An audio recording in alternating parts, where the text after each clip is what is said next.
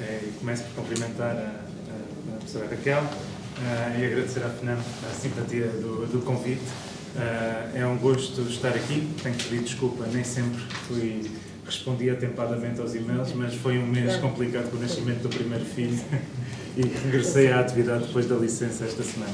Cumprimento também de forma especial a colega deputada Carla Cruz, do PCP, é uma muito boa amiga, e todos os colegas, muitos dos quais conheço de várias frentes ao longo dos anos. É de facto um prazer estar aqui junto dos colegas e a trabalhar com a FNAM. De facto, acho que tivemos aqui uma intervenção inicial em que concordo com vários pontos. Eu acho que quando falamos aqui na questão da valorização da liberdade, da diversidade, contra a padronização cega, a valorização do cidadão enquanto ser individual, uma visão humanista das políticas públicas e, particularmente, uma visão humanista dos sistemas de saúde. Eu acho que são ideias-chave que merecem os tais consensos, pelo menos de quem percebe minimamente de saúde. E que, de certo modo, estão também espelhados no espírito com que foi fundado e desenvolvido o Serviço Nacional de Saúde e foi desenhada o conjunto de direitos que estão previstos e consagrados através da nossa Constituição. De facto, quando olhamos para a evolução da saúde em Portugal, nos últimos 40 anos, é indiscutível, como dizia a professora Raquel, passamos de indicadores subsaarianos em certas áreas, como a taxa de mortalidade infantil, para sermos um exemplo à escala global, a esperança média de vida à nascença. Mesmo na minha área, na área do VIH e SIDA, de facto, foi uma evolução estrondosa, o que hoje se verifica, muito graças também aqui ao trabalho feito do nosso sistema de saúde como um todo e do Serviço Nacional de Saúde em particular. E quando olhamos em termos de despesa, de facto, Portugal gasta menos per capita do que a maioria dos países da OCDE. Estamos significativamente abaixo da média, ainda mais nos últimos anos, no decurso dos constrangimentos desde 2009 à escala financeira. E quando olhamos, recomendo a leitura de um estudo que foi publicado pelo Economist Intelligence Unit em 2014, que publicou um estudo comparativo entre 166 países, sistemas de saúde, em que basicamente cruzam duas coisas: despesa em saúde com indicadores em saúde. E fazendo esse cruzamento, Portugal surge na camada de cima e está entre os 15 países com melhor resposta, indicadores de saúde versus despesa. E, portanto, isto apesar da redução do orçamento desde 2009 na ordem de cerca de 1.000 milhões de euros por ano, contrariando a tendência de todos os outros países da OCDE que viram, tirando duas exceções, viram sempre os seus orçamentos a subir. Demonstra resiliência, demonstra a qualidade dos profissionais, demonstra a capacidade de resposta do Serviço Nacional de Saúde. Mas nós temos aqui desafios muito relevantes e que não podemos ignorar. No lado da despesa, a OCDE publicou em 2013 um estudo que demonstra que a despesa em saúde vai subir à escala global, é inevitável e temos que assumir como tal. No caso português, a despesa pública em saúde, ou melhor, aquilo que nós pomos da despesa pública em saúde no SNS representa 6% do PIB. Segundo a OCDE, essa despesa vai subir até 2060, uma de duas formas.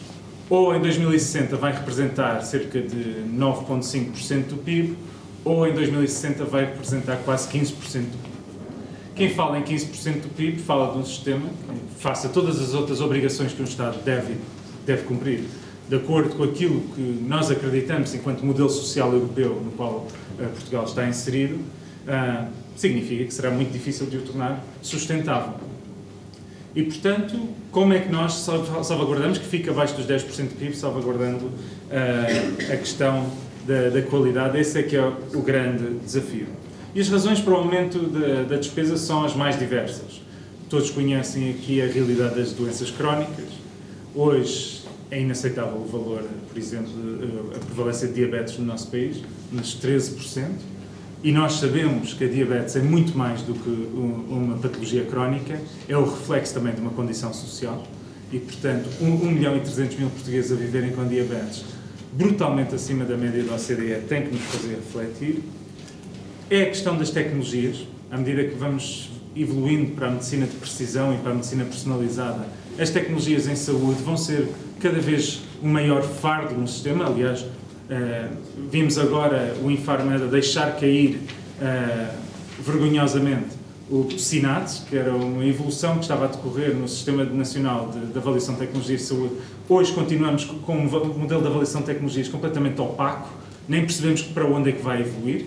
É inaceitável num país que gasta 2 mil milhões de euros em tecnologias de saúde medicamentosas, não ter um processo transparente em que os doentes tenham uma palavra a dizer, em que os profissionais compreendam como é que essa avaliação é feita. Portanto, a subida dos custos com as tecnologias, a pressão demográfica. É óbvio que isto constitui um desafio, foi aqui falado também pela professora Raquel, e junto a isto também a questão de género, porque quando olhamos, por exemplo, fala-se muito na esperança média de vida, de facto temos uma esperança média de vida quase ao nível da Noruega em Portugal, mas depois se vamos ver os anos de vida saudáveis no nosso país, temos os 5 últimos anos de vida com uma qualidade francamente inferior da média europeia, já para não falar anos-luz que estamos dos países escandinavos nesta matéria, e, portanto, envelhecer em Portugal significa, e sobretudo mais para as mulheres do que para os homens, um envelhecimento com pouca qualidade de vida. Depois temos o desafio dos recursos humanos. Vamos precisar de recursos humanos cada vez mais especializados, cada vez mais capacitados, e temos aqui em Portugal vários problemas. Têm ocorrido na dialética política a questão dos médicos de família, que vamos resolver a falta de médicos de família que existe no nosso país, pelo número de colegas que estão a formar e a especializar. Isso ocorrerá inevitavelmente entre 2017 e 2018, mas se depois fizermos a análise, que já foi feita pela OCDE, percebemos pelas reformas que estão previstas dos colegas, porque muitos dos nossos colegas estão acima dos 55 anos a caminho da reforma, nós em 2021 teremos 1.200.000 portugueses outra vez sem médico de família. Portanto, o que nós estamos a assistir é um discurso que não passa de mera demagogia, porque ninguém está a querer resolver o problema de base. E que exige, e se me perguntam qual é a solução, não sei. Não há soluções fáceis para esta matéria. Agora, não podemos enfiar a cabeça na areia e querer enganar-nos uns aos outros, nem aos portugueses, com falsos números. Depois há a questão da distribuição regional em relação aos recursos humanos. De facto, quando vemos as estatísticas, Portugal tem mais médicos por 1.000 habitantes do que a maioria dos países da OCDE. Quando distribuímos isso por região, essa superioridade só se verifica em Lisboa e Porto. Em todas as outras cidades, capitais de distrito do nosso país, temos uma média abaixo da média da OCDE. E depois, e já só estou a falar de médicos, se olharmos para os enfermeiros, não há uma única cidade, começando por Lisboa, onde tenhamos o número de enfermeiros ao encontro da média dos países da OCDE. E, como sabemos, o papel do enfermeiro é cada vez mais relevante no sistema de saúde, e já nem vou entrar na questão dos técnicos. E depois, quando vemos a distribuição dentro do Serviço Nacional de Saúde desses recursos humanos, 2/3 desses profissionais estão atualmente nos hospitais. Apenas 1/3 nos cuidados de saúde primários. Portanto, há duas falácias que estão sempre presentes na boca dos políticos e que nunca correspondem à verdade. Que queremos deixar de ter um modelo de hospitalocêntrico e que temos um sistema centrado nos doentes. Temos os nossos profissionais todos nos hospitais e ninguém pergunta a opinião dos doentes. Esta é que é a realidade dos fatos. E depois temos, e este é o maior desafio de todos, as desigualdades sociais, que foram aqui também muito relevantes e que têm uma tendência, a não ser que hajam fortes políticas para as mitigar, à escala global, para ir aumentando e que têm um efeito negativo no próprio sistema de saúde e que acarreta forçosamente mais custos no médio e longo prazo. E, portanto, aquilo que me parece óbvio é que o Serviço Nacional de Saúde que temos trouxe-nos resultados extraordinários, dos quais nos podemos orgulhar em qualquer ponto deste mundo, mas aquilo que nos trouxe até aqui não nos assegurará o cumprimento daquilo que são os objetivos do modelo social no qual acreditamos, no modelo dito humanista, para o futuro. E falar em Serviço Nacional de Saúde é por si só uma falsidade. Hoje temos um Serviço Nacional da Doença, em que 97%, mais de 97% da nossa despesa hoje é gasto no tratamento da doença aguda e crónica. Gastamos menos de 3% na prevenção da doença e na promoção da saúde. E isto tudo resulta de algo que foi aflorado aqui e que começou na década de 80, foi o esquecermos o que é a medicina, enquanto responsáveis do setor. A medicina é, desde os seus primórdios, desde os egípcios, desde os gregos, desde os romanos, os primórdios da medicina era muito simples, é curar o que era curável, era prevenir o que era prevenível, quando não era possível evitar a doença, melhorar a condição de saúde daquela pessoa e minorar o sofrimento. É relativamente simples. Mas foi aqui dito e bem que a era da Revolução Industrial, com os avanços fantásticos que trouxe, levou a que, sobretudo na década de 80, se tentasse incorporar esse tipo de conceitos de visão industrial para o setor da saúde. E foi, de facto, um momento da integração de conceitos, falou aqui na toyotização, portanto, os conceitos de gestão Lean, que foram transportados das linhas de fabrico de automóveis da Toyota para o setor da saúde. Ora, quem compreende minimamente saúde, compreende que cada doente é um ser individual e que eu, como médico, com funções políticas, pouco me interessa o número de cirurgias que um determinado hospital fez.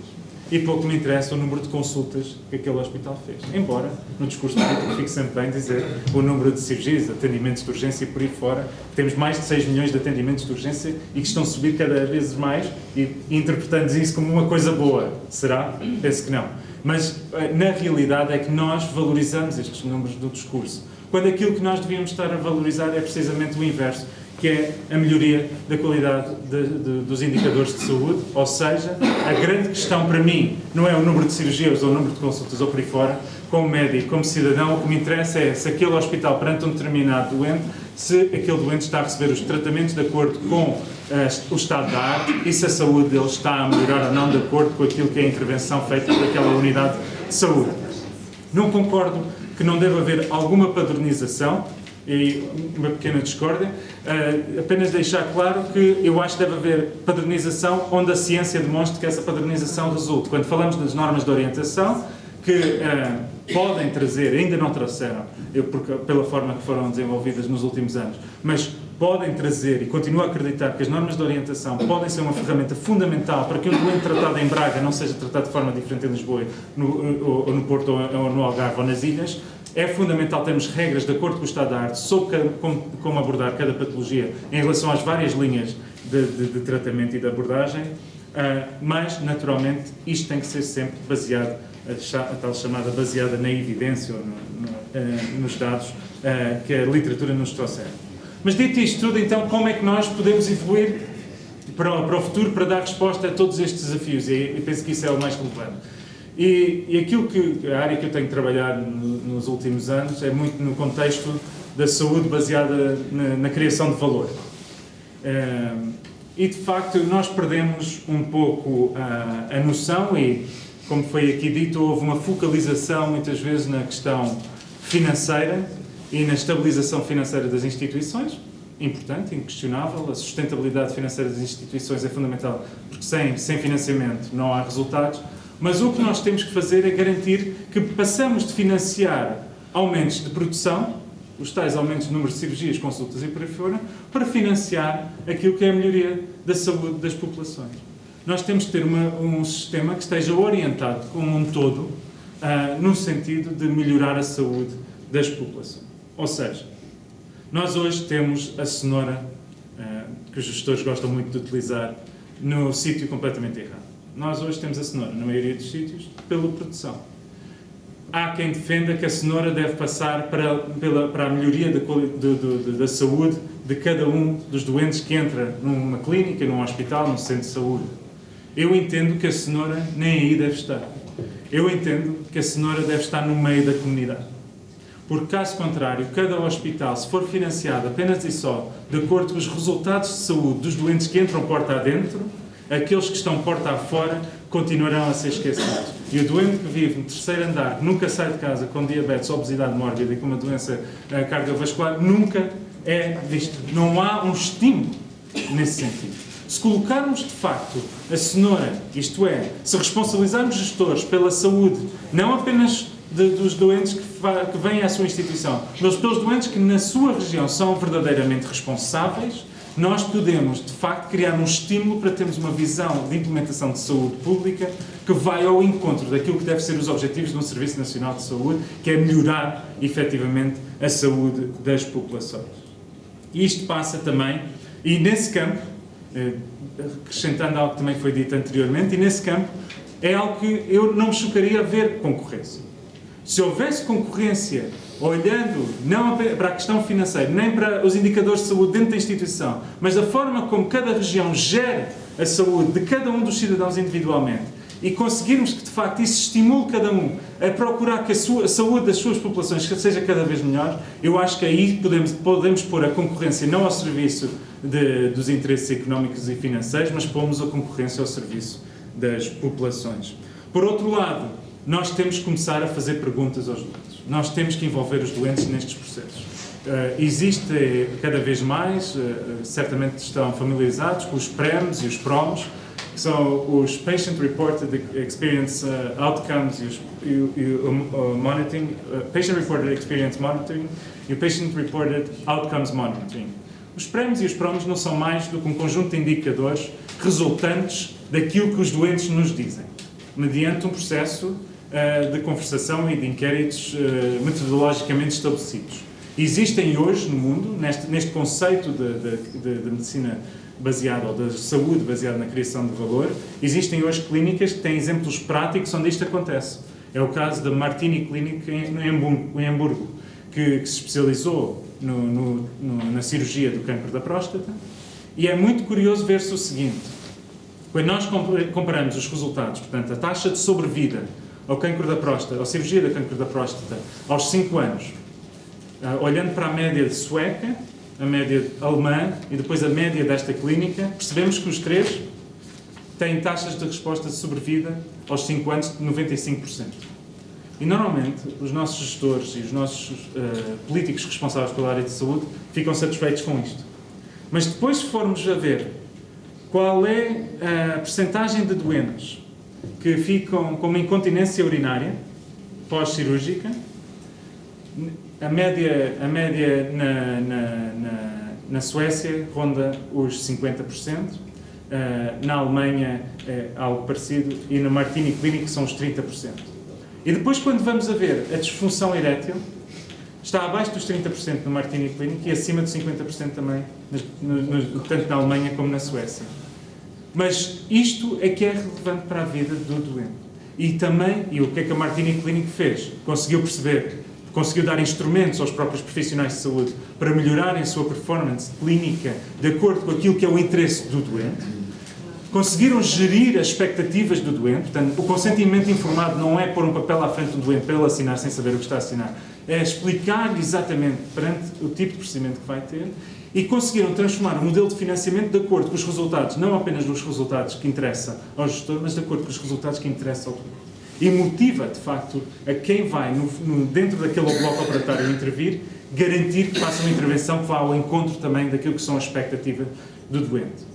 E na área oncológica muitas vezes vemos isto. Vemos um doente pós 6 meses de quimioterapia, o médico olha para a PET e vê que de facto houve uma remissão significativa e diz ao doente: isto está a correr muito bem, está fantástico. Entretanto a pessoa está careca, está magra, está a urinar sangue, está numa desgraça. É preciso compreender que há vida no doente que está à nossa frente, há expectativas, e nós não podemos dizer que algo está a correr bem apenas porque uma parte do problema está a ser resolvido. Portanto, esta visão holística, o regressar à pureza da medicina, é fundamental na construção dos nossos modelos de gestão. E depois a questão dos determinantes sociais da saúde, que foi aqui referido, que é uma área que me é muito cara e que pude trabalhar há algum tempo na Organização Mundial de Saúde, e que é fundamental termos esta noção. Hoje está demonstrado que o estado de saúde de um indivíduo depende 10% da sua condição clínica, 30% da sua condição genética, da sua matriz genética, e 60% de um conjunto de fatores exógenos, que vão desde a situação do ambiente onde se insere, da sua situação laboral, tudo aquilo que foi aqui falado. E, portanto, o que é fundamental, se nós acreditamos na melhoria de um sistema de saúde, na melhoria dos indicadores de saúde, nós assumimos isto como uma base, como pilar de todo o desenvolvimento estratégico de uma sociedade. Implica que um primeiro-ministro de um país assuma que é este o seu foco. O que irá colocar forçosamente o Ministro da Cultura orientado, o Ministro dos Transportes orientado, o Ministro do Ambiente orientado, para que todos trabalhem com um foco que é a melhoria da qualidade de vida, da saúde e forçosamente a qualidade de vida das populações. Só aí é que nós podemos ambicionar aquilo que é legítimo, que é ambicionarmos que as pessoas possam viver vidas felizes e saudáveis.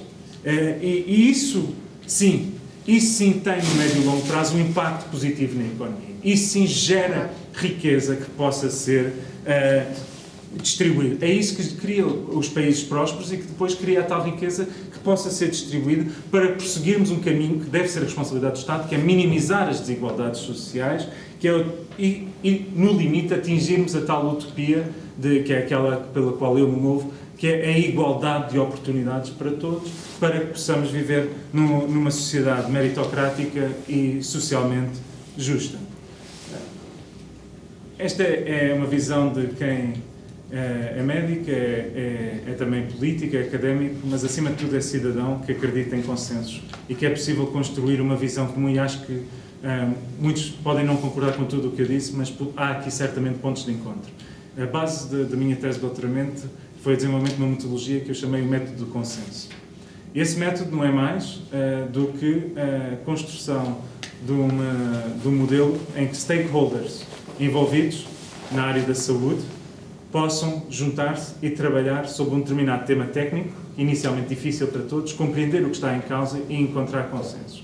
E o critério para incluir pessoas neste método é muito simples. Ou são pessoas que tomam decisões, ou pessoas que têm que implementar essas decisões, ou pessoas que sofrem com as decisões. Desde o político ao mais alto nível, ao gestor, aos colegas médicos, enfermeiros, farmacêuticos, técnicos de saúde, ao próprio doente, todos têm que estar envolvidos neste processo, que não deve ser nem top-down, nem bottom-up. Temos que nos encontrar alguns no meio para implementarmos uma visão comum. Eu estou disponível para esse debate e estou certo que estarem a organizar esta iniciativa é demonstrativo disso também, da vossa parte. E, portanto, estou disponível sempre para trabalhar. Muito obrigado. Obrigada.